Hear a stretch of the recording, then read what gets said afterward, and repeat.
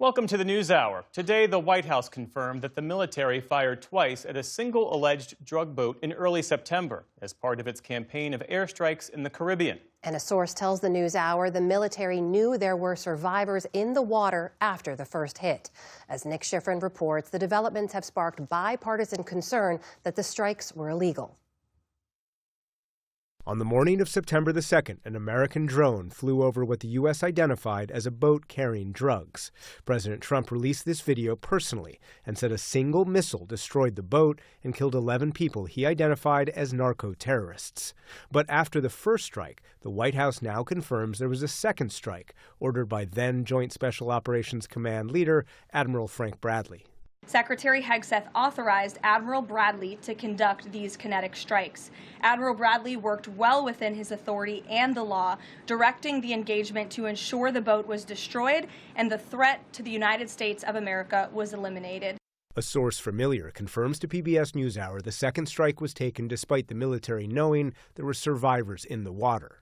The Washington Post reported it was a response to a verbal order by Secretary Hegseth: kill everybody. I would reject that the Secretary of War ever said that. However, the President has made it quite clear that if narco-terrorists, again, are trafficking illegal drugs towards the United States, he has the authority to kill them.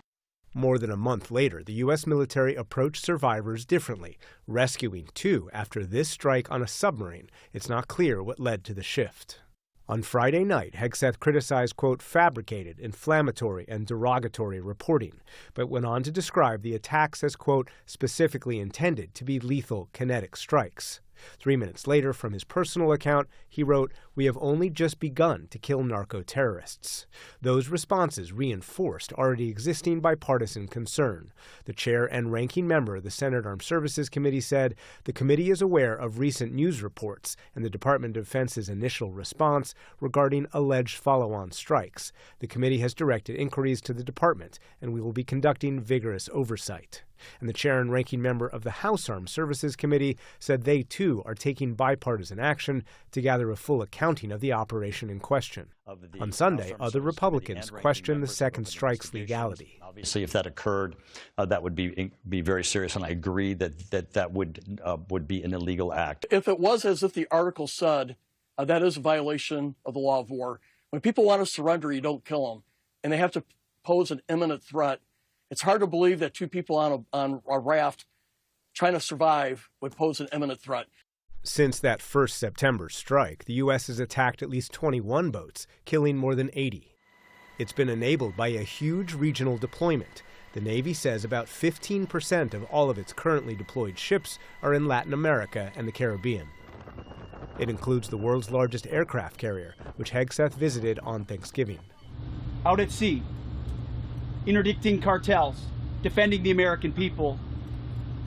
We are grateful for you. President Trump has also said he's pressuring Venezuelan President Nicolás Maduro. The two spoke last week, and today President Trump met his national security team to discuss Venezuela, where Maduro yesterday projected positivity. Sanctions, threats, blockades, economic war, and Venezuelans did not cower.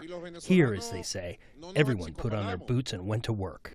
President Trump is deciding whether to take further action, including strikes on Venezuelan soil, while making it clear there will be no apologies for the campaign so far.